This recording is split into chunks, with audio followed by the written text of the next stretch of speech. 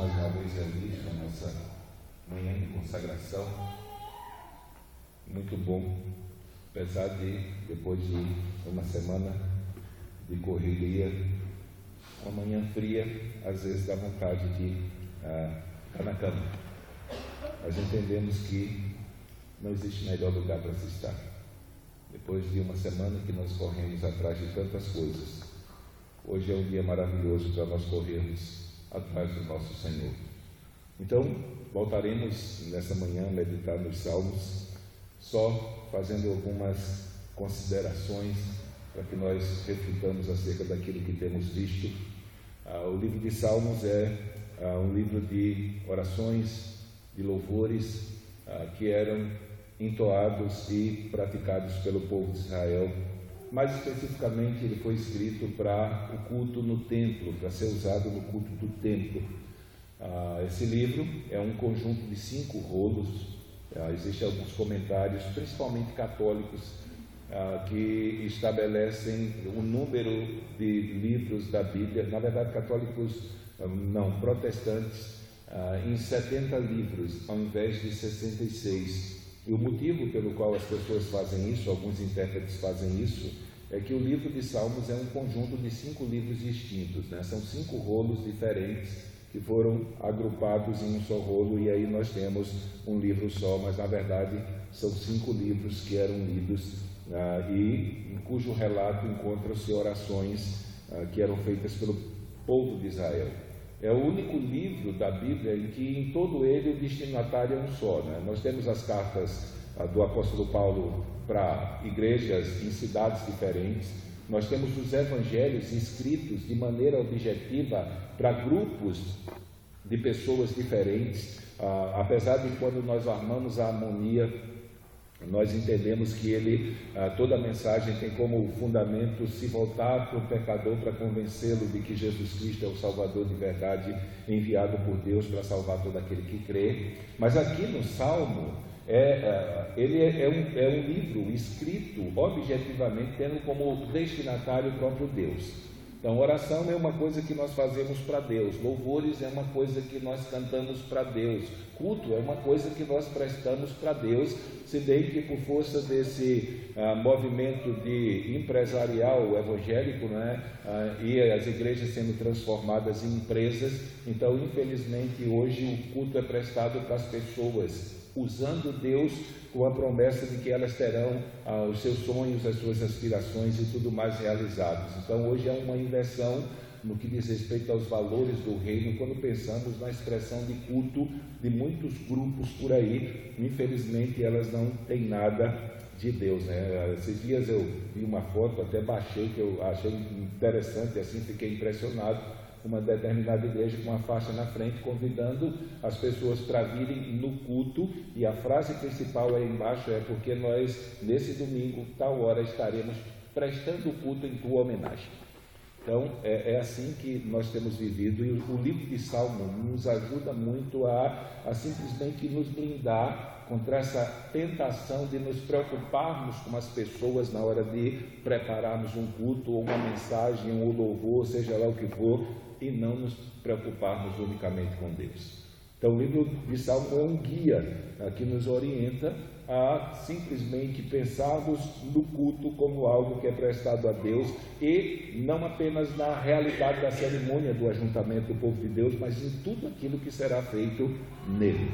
Nós temos vários tipos de salmos, e é imprescindível que a gente, quando lermos os salmos ou estudamos um salmo, nós estejamos atentos para a realidade de que existem vários tipos de salmos diferentes, e cada tipo de salmo ele já tem a sua própria mensagem estruturada, e particularmente ele já tem toda uma organização. Então quando a gente pensa em salmo, principalmente a gente já disse no curso de pregação, é um livro bom para se pregar, porque se você sabe que tipo de salmo está ali, automaticamente você já tem a estrutura do salmo definida, e quando você vai dividir a sua pregação em pontos, você já tem o próprio salmo pela própria estrutura dividindo.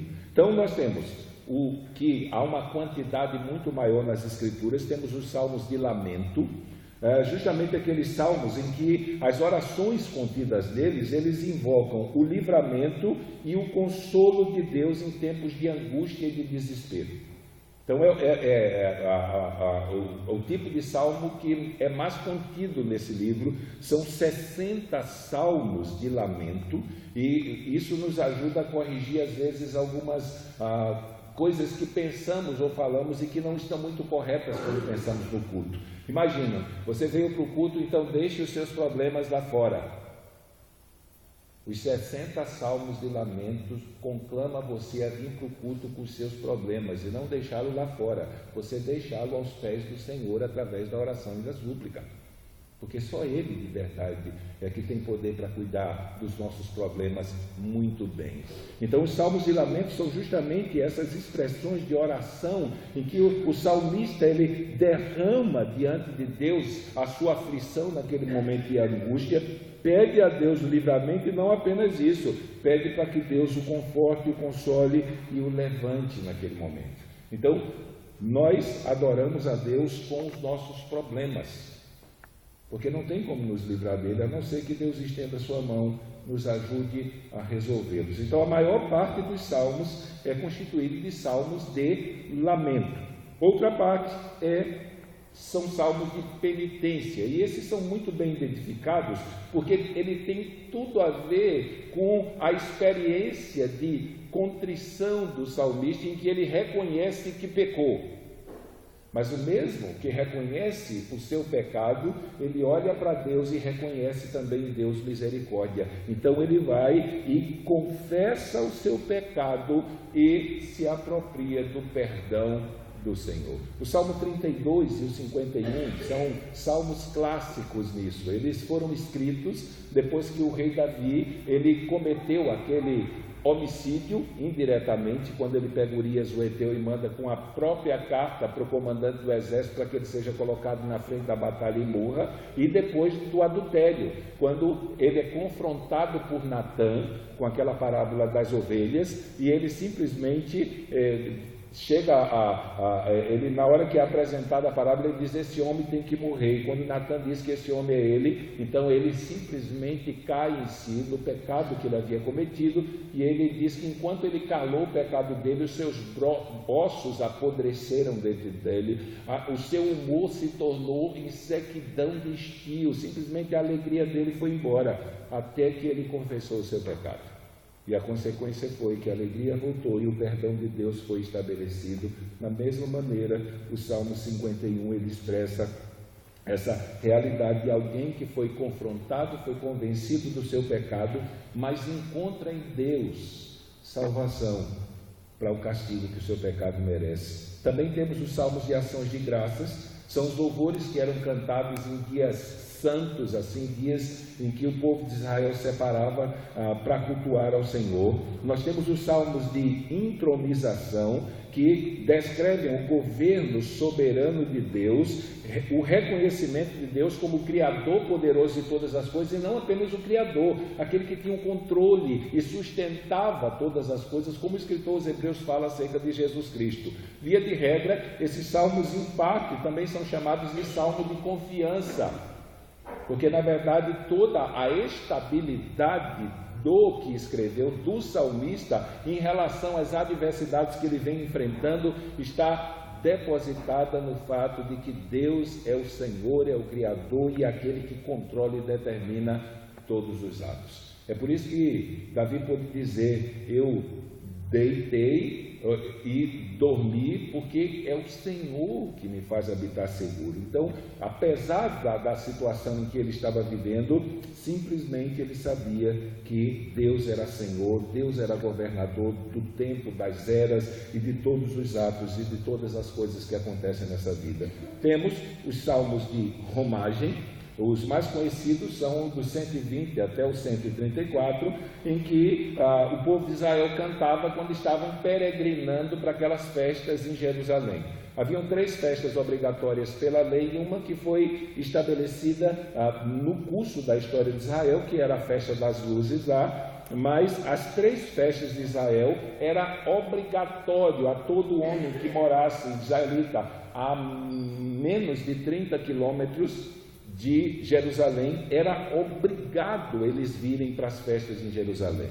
Os outros iam por uma questão de estabelecimento da sua fé, da profissão da sua fé. E aí aqueles salmos de romagem eram cantados enquanto eles iam subindo para Jerusalém. Jerusalém ficava numa parte alta, tinha as escadarias para o templo, então eles iam subindo aquelas escadas e iriam entoando louvores ao Senhor. E aí você entende, numa perspectiva dessa do povo de Israel, que boa parte deles só vinham para o culto no templo 3 vezes no ano, pelo menos os de 30 quilômetros, e a alegria que aquele povo tinha de poder cultuar a Deus no templo.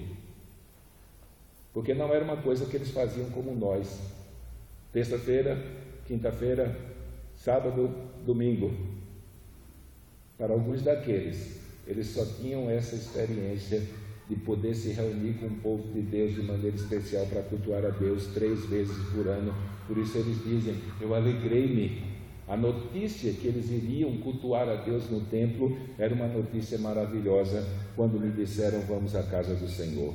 Temos os salmos reais, em que há a proclamação do governo do Rei eterno, do Rei terreno, fazendo alusão ao próprio Rei e do Rei celestial. É uma reflexão sobre a necessidade de reconhecer a soberania de Deus sobre a vida diária. Temos em meio a esses salmos aquilo que conhecemos como salmos messiânicos, que predizem a vinda do Messias e que falam de coisas que vão acontecer na vinda do Messias. Temos os salmos sapienciais, o salmo de sabedoria, em que nesses salmos estão contidas instruções acerca do caminho da retidão e a resolução do salmista de buscar a vontade e a direção de Deus em momentos de decisões. Sempre a palavra de Deus está associada a ele, e aí nós temos os salmos mais complicados para nós lidarmos com ele, principalmente na Nova Aliança, depois do pronunciamento do Sermão do Monte, nos ordenando a amar os nossos inimigos e orar para que Deus abençoe eles e retribuir com bem ou pagar com bem aqueles que nos fazem mal. Nós temos um conjunto de salmos que são chamados de salmos imprecatórios, em que a oração pede a ira e o julgamento de Deus contra os nossos inimigos. São expressões sinceras do sentimento do salmista no que diz respeito ao momento de conflito em que ele vive em relação àqueles que lhe oprimem. E aqui nós temos que trabalhar essa realidade do salmo de imprecatório como uma expressão que ela se desenvolve na medida da fé de cada um. Não tem como conciliar essas duas realidades, principalmente porque nós devemos interpretar esses salmos à luz daquilo que Deus estabeleceu no concerto com o povo de Israel. Eu abençoarei os que te abençoarem, eu amaldiçoarei os que te amaldiçoarem. Então, nesse sentido, a perspectiva do reino de Israel e do povo de Israel era muito movida por essas promessas de Deus feitas em Deuteronômio 15 e em Deuteronômio 28. Para nós, nesse sentido, essa realidade, essa aplicação não é cabível, porque aqueles textos, eles tinham relação com a antiga aliança e com a realidade do relacionamento de Deus com o seu povo aqui. O nosso relacionamento com Deus na nova aliança está estabelecido em Cristo, somente em Cristo, está fundamentado na graça, e essas mesmas virtudes que vemos em Cristo deve ser exercida por nós. Então, mas aqui nós temos aquele conjunto de salmos imprecatórios. Normalmente você vai conhecer alguns deles quando no meio do salmo ou no início o salmista começa com a expressão levanta-te, Senhor, tanto do que diz respeito para que Deus se levante para punir os seus inimigos terrenos, como se vem no final dos salmos é uma alusão ao desejo do salmista que o juízo final venha e Deus puna eternamente aqueles que o oprimem. E é justamente nesse conjunto de salmos que nós temos inserido o salmo que nós queremos meditar nele hoje, ou pelo menos em parte, que é o Salmo 119. Salmo 119. Eu gostaria de ler do 97 ao 105.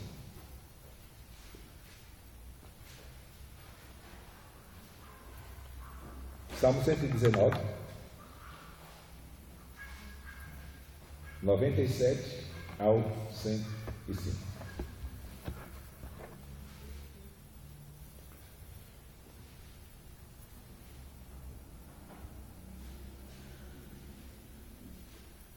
Salmo 119, 97 ao 105 está escrito: quanto amo a tua lei, é a minha meditação em todo dia. Tu, pelos teus mandamentos, me fazes mais sábio que os meus inimigos, pois estão sempre comigo. Tenho mais entendimento do que todos os meus mestres, porque medito nos teus testemunhos. Sou mais prudente que os velhos, porque guardo os teus preceitos. Desviei os meus pés de todo caminho mau, para observar a tua palavra. Não me apartei dos teus juízos, porque tu me ensinaste. Quão doces são as tuas palavras ao meu paladar, mais doces do que o mel à minha boca. Pelos teus mandamentos alcancei entendimento, pelo que aborreço todo o falso caminho. Lâmpada para os meus pés é a tua palavra e luz para o meu caminho. Vamos orar mais uma vez. Deus amado, nós queremos colocar a nossa vida diante de Ti. Queremos pedir que o Senhor venha ser conosco nessa manhã, que refletiremos um pouco, Senhor, acerca da mensagem desse salmo, e que de verdade, Senhor, a mensagem da Tua palavra venha encontrar o nosso coração como aquele solo fértil, aquele solo bom, em que a semente plantada, ela brota, ela cresce e ela produz o fruto, Senhor, devido. Que a Tua palavra venha encontrar os nossos corações dessa maneira e ela venha cumprir, Senhor, para o propósito para o qual ela foi determinada. Por isso, vem ser conosco nessa manhã, nós te pedimos e te pedimos em nome de Jesus. Amém. Talvez eu poderia começar essa meditação dessa manhã perguntando o que você sentiu em seu coração quando eu disse: nós vamos meditar no Salmo 119. Eu penso nisso porque quando nós começamos em janeiro a nossa campanha de leitura bíblica, não foram poucas pessoas que me abordaram e já me perguntaram: e quando chegar no Salmo 119, a gente vai ler só ele ou os três? E quando a gente lê o Salmo 119 e principalmente começa a prestar atenção no tipo de emoção transmitida pelo salmista ao escrevê-lo, nós começamos a refletir acerca de que alguma coisa está errada no nosso coração quando esse salmo é citado e nós nos preocupamos mais com a quantidade de versículos que ele tem do que com a mensagem maravilhosa que está contida nele. Eu, particularmente, por aquilo que eu percebo no Salmo, eu considero esses versículos que nós lemos o coração do Salmo, culminando com o 105, quando ele diz que lâmpada para o meu pé é a tua palavra e luz para o meu caminho. E ele começa o 97 dizendo: quanto eu amo a tua lei. Então, toda a escrita desse salmo, ela é carregada de uma expressão de sentimento profundo do salmista em relação à palavra de Deus. Ele é um salmo, dentro daquele conjunto de tipos de salmos que nós vemos, ele é um salmo de sabedoria. É um salmo que transmite verdades espirituais que são necessárias para a nossa vida, a fim de que o nosso comportamento seja vivido de maneira agradável diante de Deus. Ele, em especial aqui, ele é o principal canto dos salmos em relação à Torá, o livro da lei, e ele celebra a palavra de Deus de maneira exaustiva.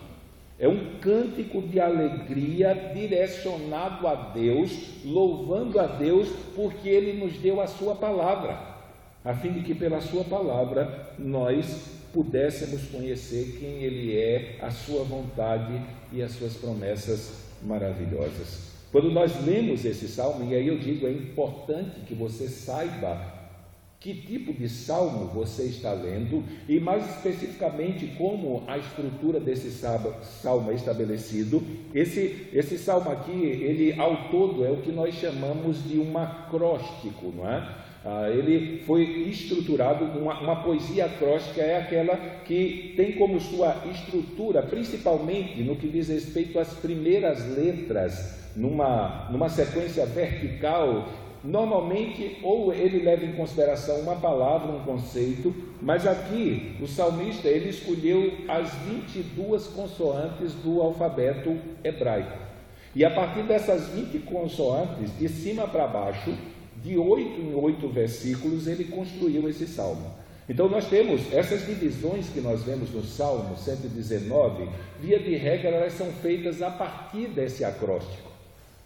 No início de cada uma dessas partes, vai uma letra do alfabeto hebraico na sequência em que eles foram escritos. Então nós temos 8 sessões, ou 22 sessões de 8 versículos, que contabilizam 176 versículos, que justamente é o número de versículos que o Salmo 119 tem. Então, é uma estrutura poética, e nessa estrutura poética, para falar da palavra de Deus, mais especificamente para falar da lei de Deus, ele vai se utilizar de 8 palavras que são sinônimas, por se referirem à palavra de Deus, mas que no seu sentido mais profundo, elas têm uma aplicabilidade diferente para cada ato em que ele está inserido. Quando nós lemos aqui, você viu a tua palavra, a tua lei, os teus preceitos, os teus juízos, e aí você começa a olhar essas palavras, parece que são repetição de maneira sinônima da mesma,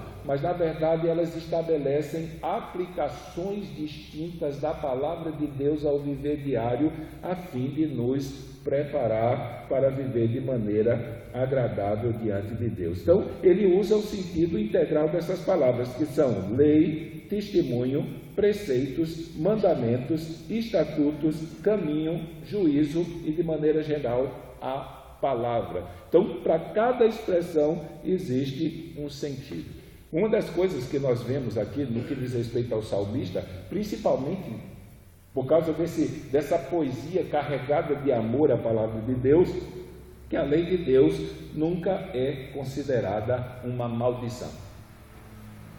Os mandamentos de Deus nunca são vistos aqui como um peso, um fardo pesado que precisa ser carregado. Para o salmista, a lei de Deus é sempre vista como um presente de Deus, uma dádiva. E se nós pudéssemos expressar uma frase que condensasse o sentimento que é passado no Salmo em relação à palavra de Deus, poderíamos sintetizar dessa maneira: o salmista não consegue parar de louvar a Deus por sua misericórdia e benignidade em prover seu povo com instruções para viver. Então, a palavra de Deus são o ato de bondade e misericórdia de Deus nos dizendo a melhor maneira de viver. E é justamente nessa ação de Deus nos dizendo a melhor maneira de viver o confronto da nossa natureza má em relação a isso, que simplesmente muitas vezes nós vemos a palavra de Deus como se fosse uma maldição e não uma bênção. Principalmente nessa nossa era, em que as pessoas, elas infelizmente são influenciadas, doutrinadas, contaminadas com um tipo de sentimento que não aceita não aceita imposição, não aceita outro caminho a não ser aquele que ele deseja no seu coração. Então, para muitas pessoas, principalmente os ímpios, infelizmente muitas pessoas que dizem que fazem parte do povo de Deus, a palavra de Deus, no que diz respeito aos seus mandamentos, às suas ordens, às suas reivindicações, elas são vistas muito mais como um peso, um fardo pesado que as pessoas têm que carregar, e não como uma expressão de bondade, de misericórdia e de amor de Deus, nos revelando aquilo que Ele quer para a nossa vida, ou nos mostrando a partir das Escrituras a melhor maneira de viver. Lâmpada para os meus pés é a tua palavra e luz para o meu caminho, talvez seja a grande expressão desse salmo. juntamente com aquilo que vemos no versículo 9, quando ele diz de que maneira guardará o jovem puro o seu caminho. E ali, ainda que tenha a expressão jovem, não faz diferença. De que maneira guardará a criança puro o seu caminho, de que maneira guardará o adolescente puro o seu caminho, de que maneira guardará o adulto por o seu caminho, ou o idoso por o seu caminho. Não existe diferença, não existe uma fórmula para a criança, uma fórmula para o adolescente, uma fórmula para o jovem, uma fórmula para o adulto ou para o idoso, para guardar por o seu caminho. É a mesma fórmula. De que maneira guardará o jovem por o seu caminho? E ele diz, observando segundo a sua palavra. Então Deus foi maravilhoso para pessoas cujo coração contaminado e corrompido pelo pecado, que só o inclina para o mal. O Deus Criador de todas as coisas nos muniu de um manual que o tempo todo está nos mostrando qual é a melhor maneira de viver. Então, nesse sentido, não podemos olhar para a palavra de Deus como algo pesaroso, para os mandamentos de Deus como algo que intrinsecamente seja mal para a nossa vida, porque nos poda da liberdade de nós fazermos o mal que nós queremos fazer. Se Ele tem como propósito nos libertar da escravidão e das cadeias do mal que continuamente tenta nos conduzir, então deveremos olhar sempre para a palavra de Deus como salmista, como um presente de Deus, como uma expressão de bondade e de misericórdia de Deus para com a nossa vida. O mais notável aqui é o método que ele usa para expor isso, a partir daquelas 8 palavras.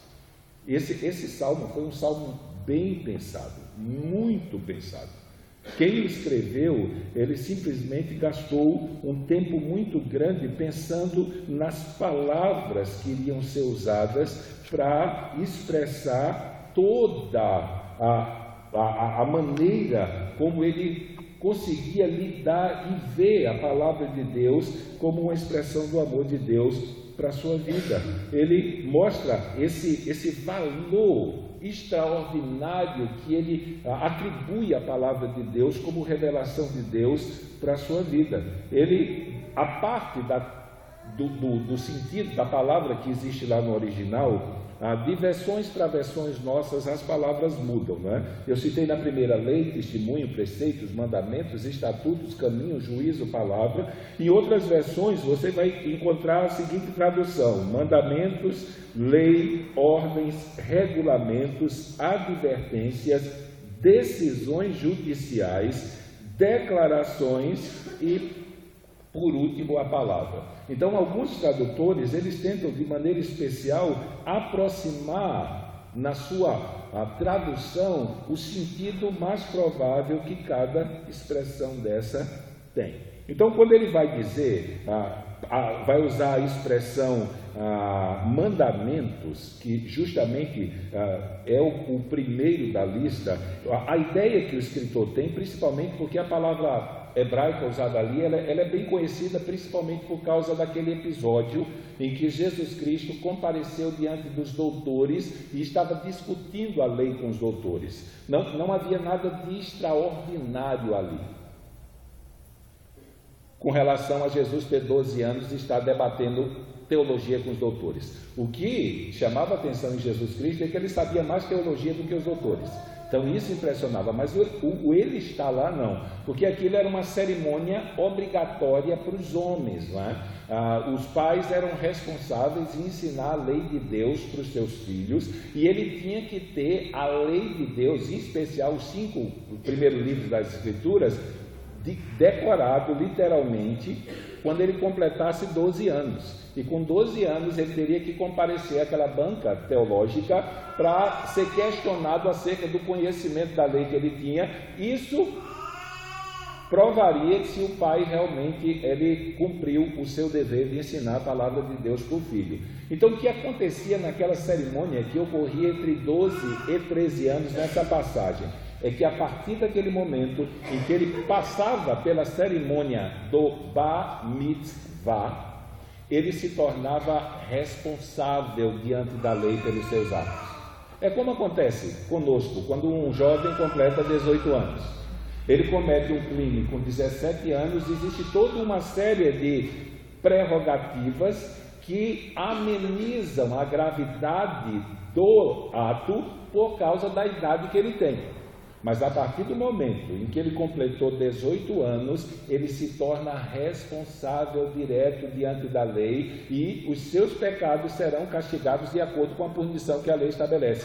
Aqui, no meio do povo judeu, era justamente naquele momento da cerimônia do Bar Mitzvah, em que a criança que estava passando para a adolescência era confrontado com o conhecimento que ele tinha da lei e era exposto para ele que, a partir daquele momento, ele estava sob a obrigação de fazer aquilo que ele havia aprendido, senão ele estaria, a partir daquele momento, sujeito às punições e às sanções que aquele mandamento, ou aqueles mandamentos que ele havia proferido conhecer, exigiam. Então, quando nós vemos a expressão mandamentos aqui, ele está se referindo justamente a esse conjunto de conceitos sobre os quais o povo de Israel deveria se submeter e obedecer. Então está muito voltado a algo que você conhece e por conhecer você está obrigado a obedecer. E isso aqui fica bem claro no Antigo Testamento. Se você pega o livro de Levítico, no Levítico 27 e 34 e vai para o livro de Esdras, no 12 e 13, você vai ver isso. Está escrito em Levíticos 27 e 34: estes são os mandamentos que Yahvé deu a Moisés como ordens para os filhos de Israel.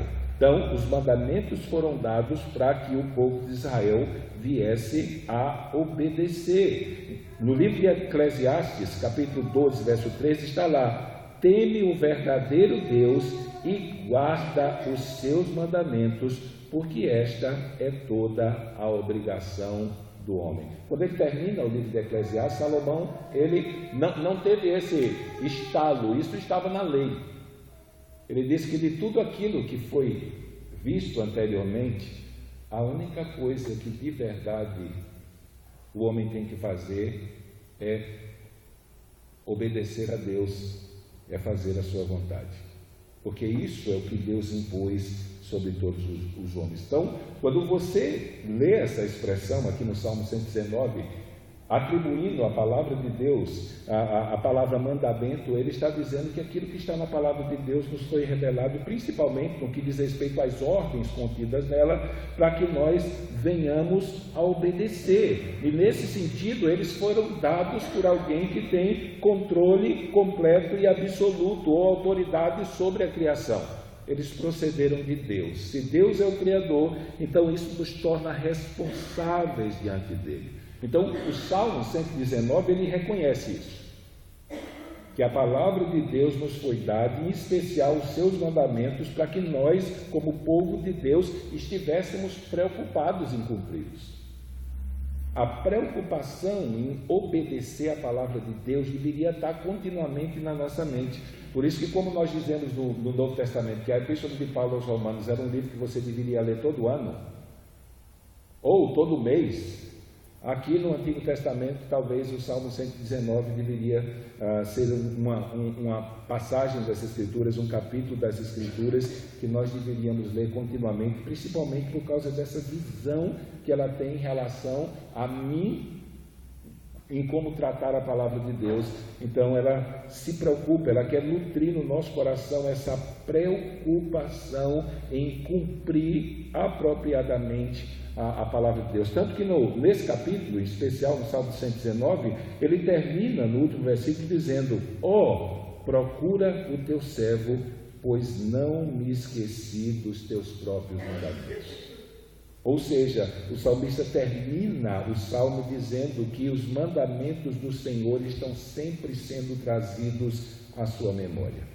Depois da palavra mandamento, nós temos a palavra lei. Essas palavras elas foram citadas nessa passagem. Via de regra, em todas as 22 divisões, essas palavras são citadas, cada uma delas, pelo menos 22 vezes. Na primeira, na abertura do Salmo, nós só temos 5 delas, mas via de regra, nas demais divisões, você vai ver essas 8 palavras sendo repetidas todas as vezes.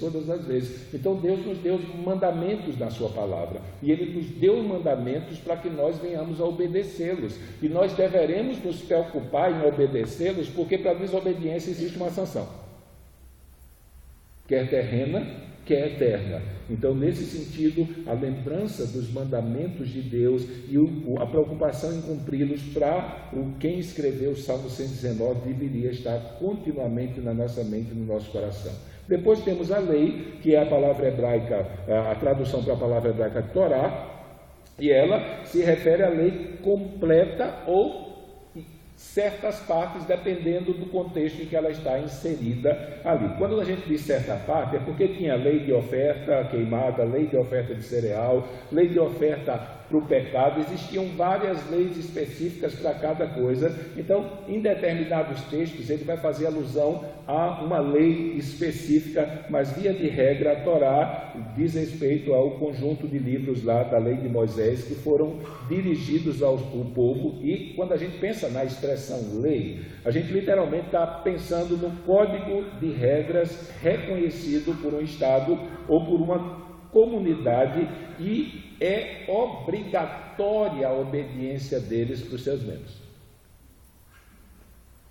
Então essa ênfase da palavra de Deus que nos foi dada como expressão de bondade e de misericórdia, nos mostrando a maneira como nós devemos viver, atribui a essa palavra de Deus o sentido de instruções que nos torna, como comunidade de Deus, como povo de Deus, obrigados a obedecer.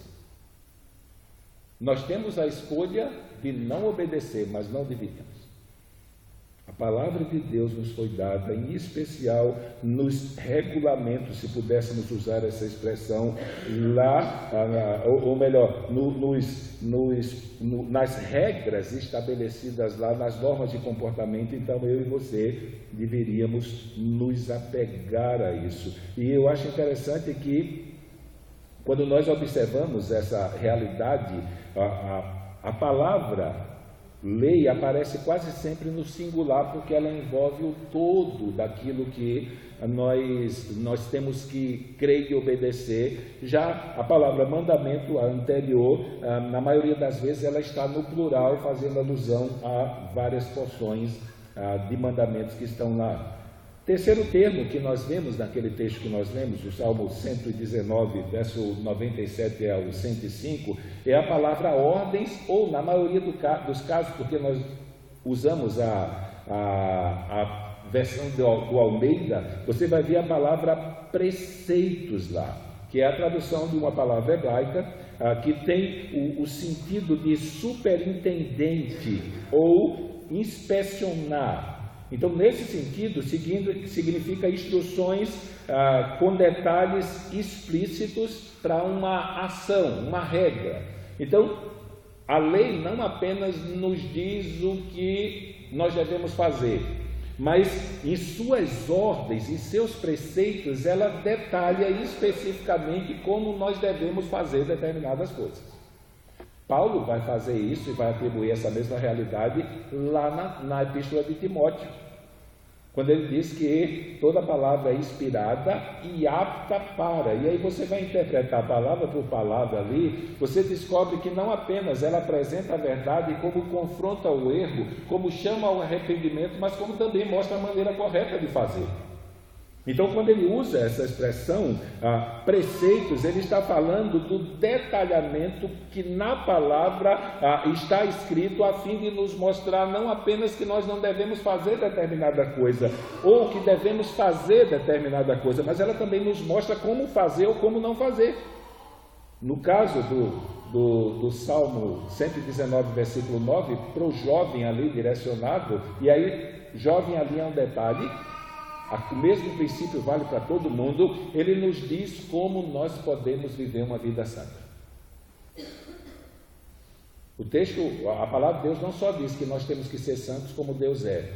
Mas ali o salmista diz de que maneira pode guardar o jovem puro no seu caminho. E eu volto a dizer, o princípio é o mesmo para a criança, o princípio é o mesmo para o adolescente, o princípio é o mesmo para o adulto e para o idoso. De que maneira podemos guardar puro o nosso caminho? Observando segundo a tua palavra.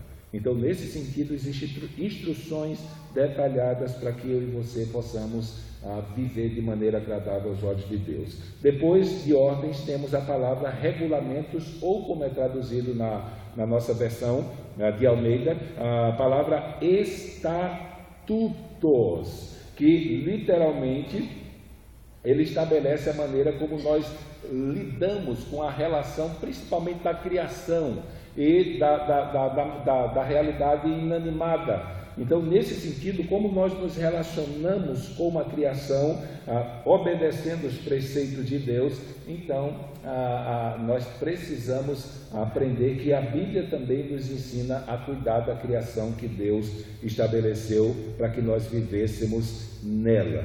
Então ele apreciava muito, o salmista, os regulamentos, como é estabelecido de Yahvé. Ele diz o seguinte, no versículo 54, Salmo 119: teus regulamentos tornaram-se para mim melodias. E ele pediu repetidas vezes a Deus: ensina-me os teus próprios regulamentos. Nós vemos isso só no Salmo 119 aqui, no versículo 12, versículo 26, versículo 64, versículo 68, versículo 124 e versículo 135. E ele também louvou a Deus por ensinar os seus regulamentos a ele. Ele faz isso no Salmo 119, versículo 71. Então ele não queria somente aprender.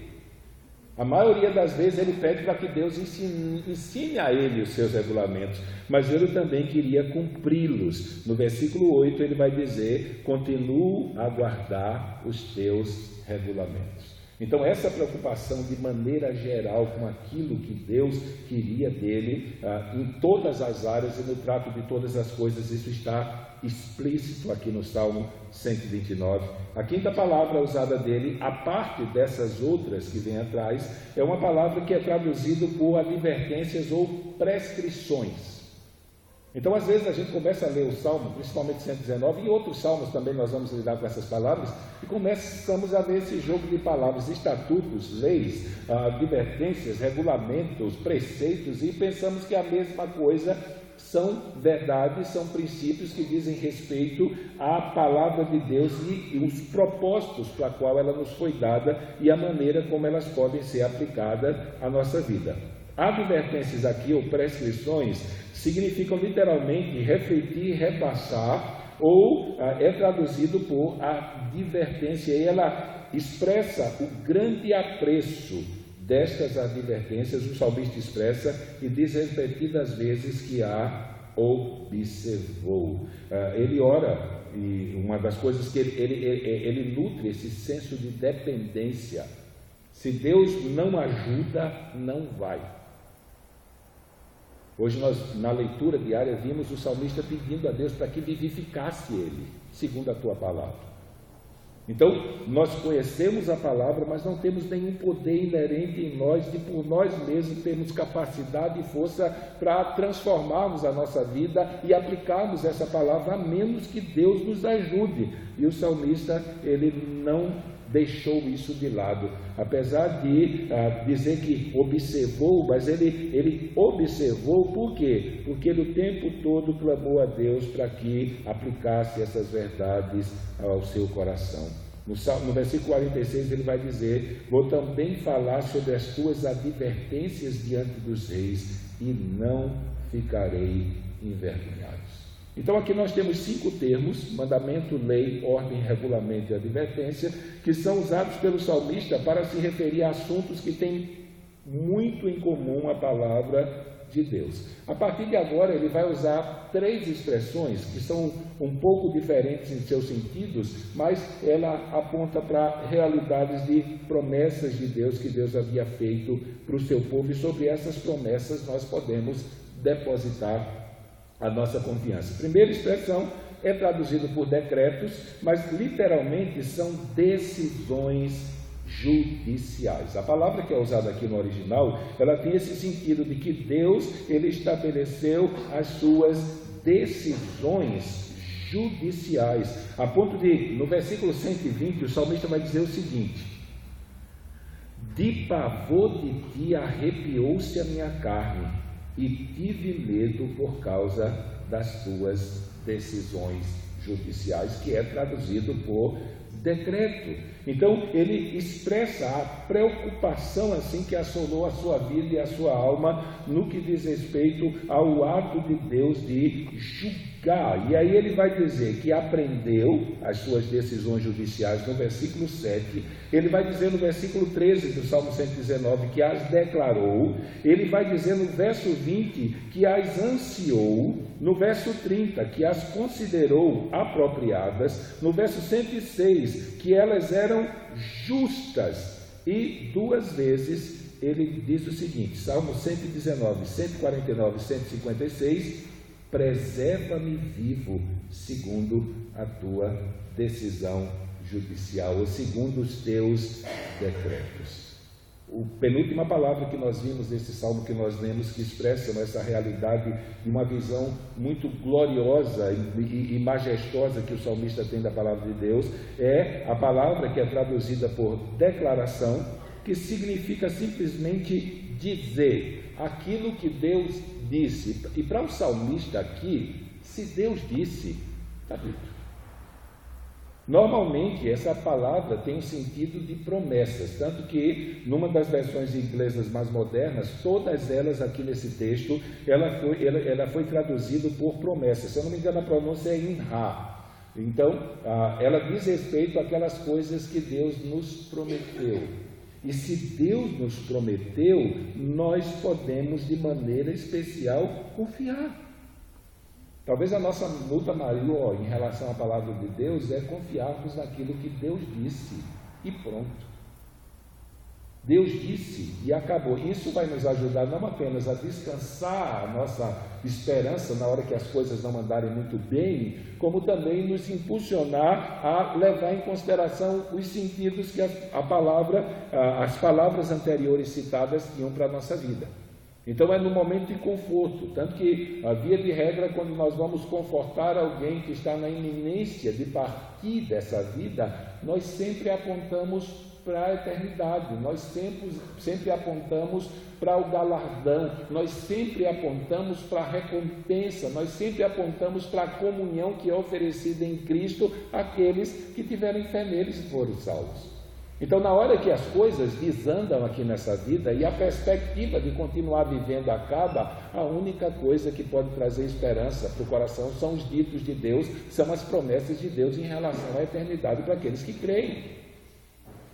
Então, não dá para, como é que se diz assim, alimentar a esperança de alguém só dizendo para ele que Deus pode curar ele aqui.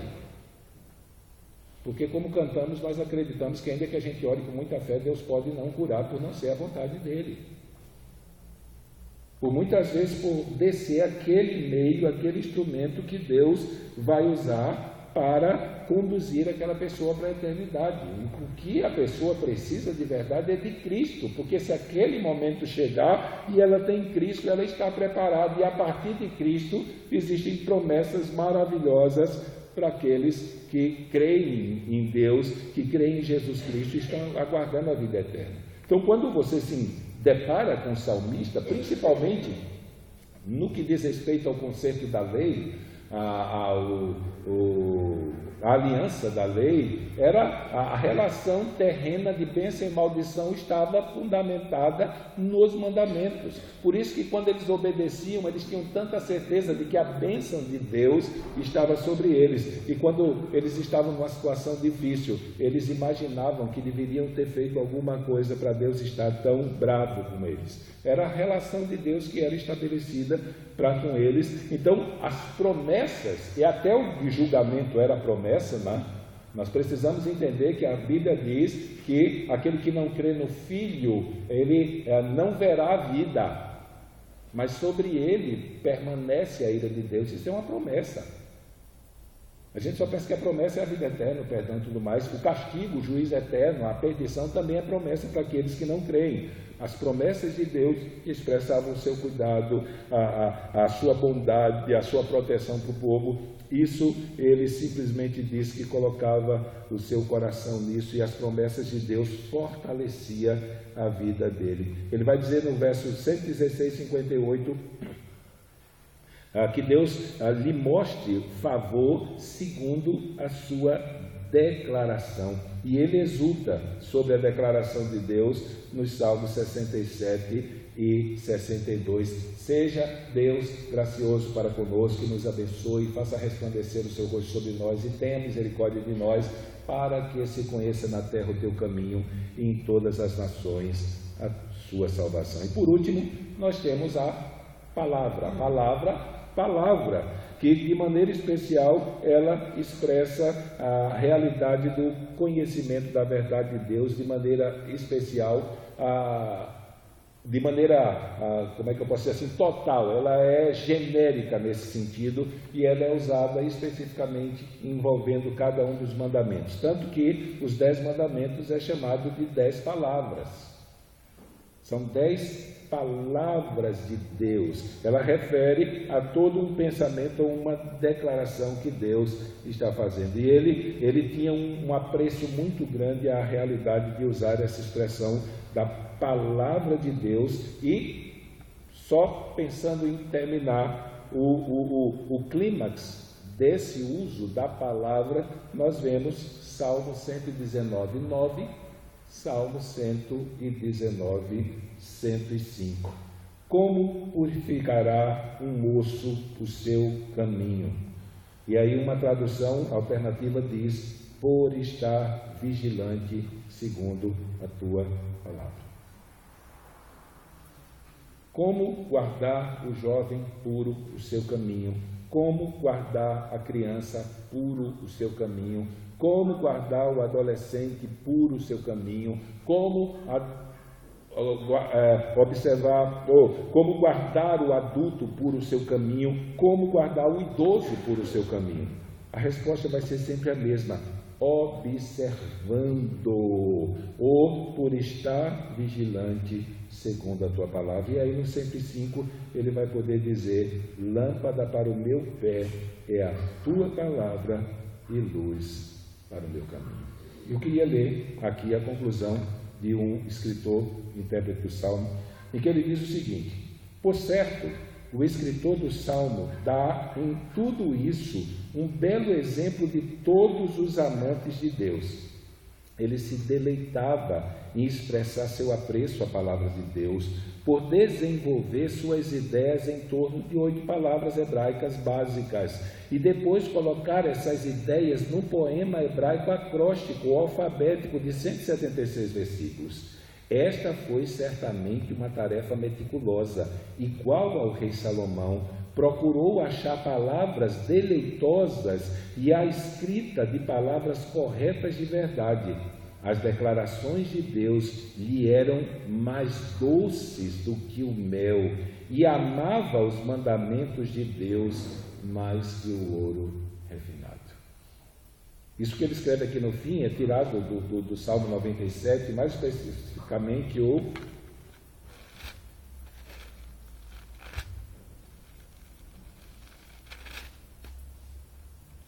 versículo 103, onde ele diz: ó, quão doces são as tuas palavras ao meu paladar, mais doces do que o mel à minha boca. E o 97, ó, o quanto eu amo a tua lei, ela é a minha meditação todo dia. Então ele diz que as declarações de Deus lhe eram mais doces do que o mel, e amava os mandamentos de Deus mais do que o ouro refinado, como está escrito no Salmo 119, 127. O que isso tem a ver com a minha vida? Depois de pensar na realidade desse salmo e da maneira apaixonada como o salmista ele trata a palavra de Deus, o que eu e você precisamos aprender com isso, ou que eu e você temos que fazer para ter apreço igual, para ter uma paixão igual a que o salmista tinha. Primeiro, nós temos que nos ocupar regularmente com ela e meditarmos nela. Não tem jeito. A figura é que a palavra de Deus alimenta a nossa alma. Então, se nós não gastarmos tempo lendo a palavra de Deus, então simplesmente nós não vamos amá-la nunca, porque se não gastamos tempo amando a palavra de Deus, é porque nós estamos amando outras coisas no lugar dela. Não tem jeito. Nós gastamos tempo e temos prazer em devotar esse tempo para aquilo ou para aqueles a quem amamos. E se não ocupamos regularmente tempo para meditarmos, não apenas para lê-la, mas para saber aquilo que está escrito, o que significa, então simplesmente nós não temos literalmente chance de ansiar ter esse mesmo apreço, essa mesma paixão pela palavra de Deus que o salmista ele tinha. Eu estava ontem conversando com uma ex-aluna minha, que é professora, e eu disse para ela que nós estávamos nessa campanha, né? Eu mandei o vídeo, ela achou bem legal lá a questão da campanha de leitura bíblica, mas é complicado, porque no início nós temos mais de 100 pessoas dia a dia lendo conosco. Isso a gente vê por causa dos acessos do YouTube e aí por diante. E tínhamos uma lista muito grande de pastores também fazendo a leitura conosco. E algum tempo atrás, a lista de pastores, eles se vigiam, né? Tem um que fica vigiando, e aí eles botam o nome, quem está na leitura, quem está no capítulo 7 e tudo mais, e à medida que o tempo vai passando, não apenas a lista dos não pastores, mas de pastores também vai diminuindo. E a gente fica preocupado, né? Se um pastor ele não consegue devotar a palavra de Deus, tempo diário para ler 3 capítulos da Bíblia, quanto mais os membros. Então, se os pastores estão assim, isso reflete muito bem a condição de falta de valor da comunidade evangélica dos nossos dias à palavra de Deus, que eles dão à palavra de Deus.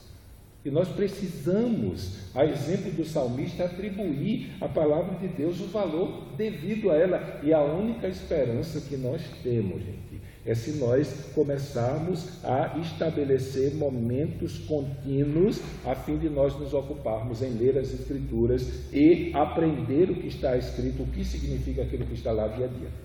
Se nós não estabelecemos esse tempo para nos devotarmos às Escrituras e nos alimentarmos a ponto de sermos fortalecidos, a parte da leitura tem a realidade do nosso momento, da nossa relação de comunhão com Deus através da oração, mas precisamos estabelecer isso, sem determinarmos momentos diários e contínuos em que nós devotamos tempo para ler a palavra de Deus e aprender a vontade de Deus.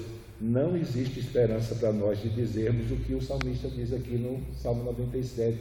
O quanto eu amo a tua lei. E o interessante é que ele diz como é que ele provava que amava a lei dele, a parte da obediência e do desejo de obedecer. O quanto eu amo a tua lei é a minha meditação todo dia. Então, se eu não tenho o costume de ler a palavra de Deus todo dia, eu jamais vou poder a minha boca para dizer a Deus que eu amo a palavra dele. Não vou. Porque é até inconcebível a gente dizer que ama algo ou alguém e querer viver longe dela. Se eu amo e digo que amo, eu quero estar perto. Então, pensando na mensagem desse salmo, então nós precisamos nos ocupar regularmente com a palavra de Deus, se nós queremos ter esperança de poder dizer como salmista, o quanto eu amo a tua lei. Segundo, se de verdade essa atitude de se debruçar continuamente no conhecimento da palavra de Deus que vem em nós, então isso vai produzir outro efeito benéfico. Mais do que isso, nós estaremos prontos para proclamá-la aos outros. Se eu conheço a palavra de Deus, se eu medito na palavra de Deus, então eu vou estar pronto para pregá-la, para anunciá-la aos outros, sem se preocupar com aquilo que os outros vão achar, porque eu estou sinceramente apaixonado por essa palavra, eu amo essa palavra, e se eu amo essa palavra, eu vou querer dizer para todo mundo o que está escrito ali. É igual o cara, a pessoa que se apaixona por outra, e aí vai lá, corteja, consegue. Ele não simplesmente pede namoro e a pessoa diz sim, ele vai dizer, pronto, agora eu não vou dizer para ninguém. Se ele está apaixonado por, e se ele diz que ama e é aceito, ele vai dizer para todo mundo, ele vai estar feliz da vida. Não é diferente com a palavra de Deus. Se amamos a palavra de Deus, se temos uma paixão sincera por ela, isso nos impulsionará a pregá-la para as outras pessoas sem nos alcanhar. Daí, uma pessoa que tem vergonha de pregar o Evangelho, pregar a palavra de Deus para outra, ela jamais vai poder dizer que ama a palavra de Deus. Jamais vai poder dizer. Na verdade, o ato dela não pregar, e aí se maquia com timidez e um monte de coisa assim, é produto do contrário, né? Da vergonha que ela tem da palavra de Deus e não do amor que ela tem. E aí, se eu conheço a palavra de Deus, se eu amo a palavra de Deus, isso também será expresso no cumprimento dela. Jesus ensinou isso em João capítulo 14. Aquele que guarda os meus mandamentos, esse me ama. Aquele que me ama, guarda os meus mandamentos. Aquele que não guarda os meus mandamentos, ele não me ama. Então, o Salmo 119, ele é riquíssimo nisso. E ele nos estimula a nutrirmos a consciência, em nossa consciência, a preocupação de, ao conhecermos a palavra de Deus, estarmos certos que estamos sob a obrigação, diante do Criador que nos criou, de obedecer os seus preceitos, se de verdade quisermos agradá-lo.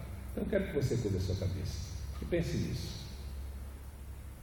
Pensando naquela minha primeira pergunta, quando você me ouviu dizer, abra no Salmo 119, o que você sentiu no coração?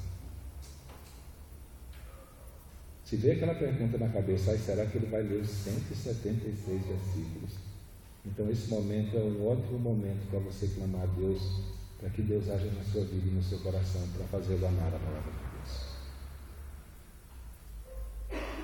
Saber que nós vamos ler muito da palavra de Deus nos deveria deixar felizes.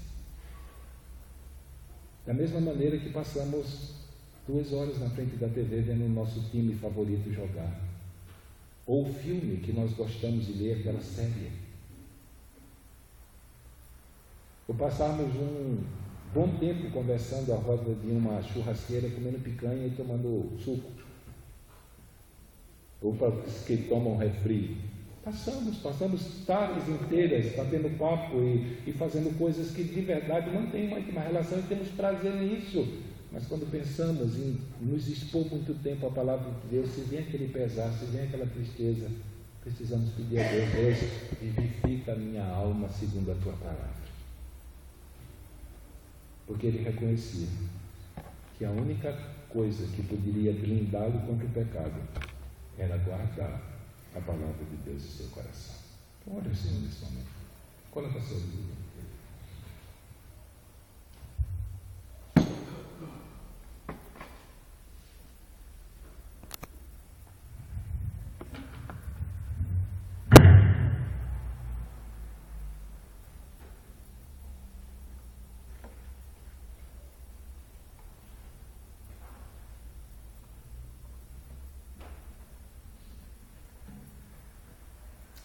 Olha o Senhor nesse momento.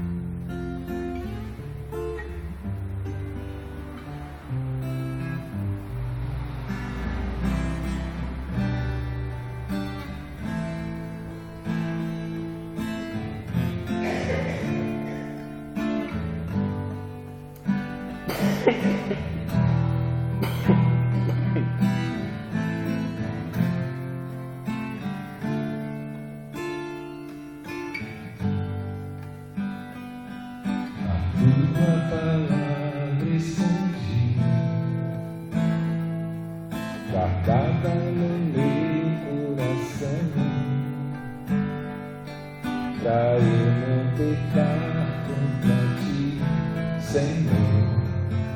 a tua palavra escondi,